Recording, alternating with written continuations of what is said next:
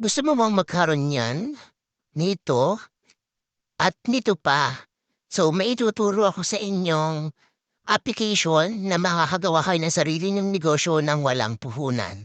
So, let's start muna sa paggawa ng free listing. Yes, libre ang paggawa ng listing dito sa application na to, wala kayong babayaran. So, click nyo lang yung listing tab sa baba katabi nung sa tao. And then ayan, dadating kayo dito sa page na to. Lagay nyo lang yung pangalan ng produkto ninyo, service ninyo na gusto nyong i-post sa application. And then syempre yung picture. Pwede kayong mag-picture, mag-take ng photo using camera, and then pwede rin naman yung nakasave na sa cellphone ninyo. Just make sure lang na i-allow nyo yung access ng application sa settings. And then ayan, next is yung mga listing type. Nandun na rin lahat. I-click nyo lang, and then sa categories, and then sa subcategories, meron din tayo. So, i-click nyo lang siya doon, hahanapin nyo lang siya. Just make sure lang na lahat ng pipilapan dito sa application, or I mean dito sa form, is mapifill upan nyo. Kasi hindi siya mag-create kapag hindi nyo na-fill upan or meron kayong na-miss na kahit isang importante yung kailangan fill upan. So ayan, dito same lang din.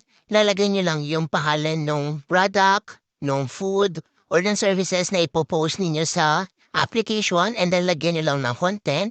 Or it's like a description, then nung mismo ipopost ninyo. So kayo na yung magde-decide para mas magmukha siyang attractive sa mga user and then sa mga consumers na nasa loob ng application. Then syempre, lalagyan nyo siya ng photo.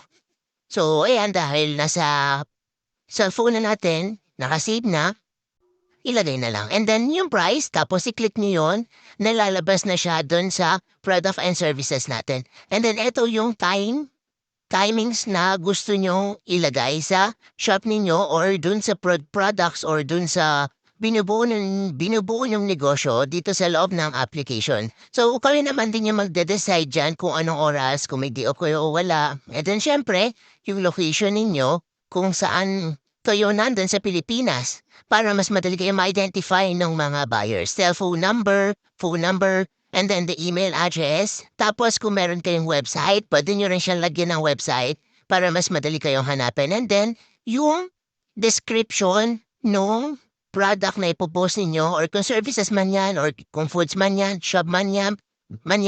So, lalagyan nyo siya ng description. So, dito sa application na to, sa NetBink, libre kayong makakapag-start ng sarili ninyong negosyo.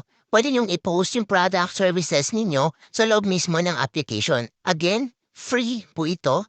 Pwede rin kayong mag-create ng sarili ninyong deals and coupons, but i-discuss ko na lang yon sa susunod na video natin. And then after create, ayan, makikita nyo na siya sa My Listing page. And then ayan, makikita nyo mga information na kinilik ninyo or finilapan ninyo dun sa mismong form natin. So ayan na siya. Doon dahil naglagay kayo ng address ninyo, so yung mga tao or consumer buyers within that area makikita yung post ninyo. And then pwede rin kayong magbigay ng QR code, ayun pwede nyo i-save and then sila nang bahala. And then ayun, once again, yung application po natin is libre para makapag-start kayo, para humita kayo. So yan, I hope you like this video and please download and sign up sa NetBink.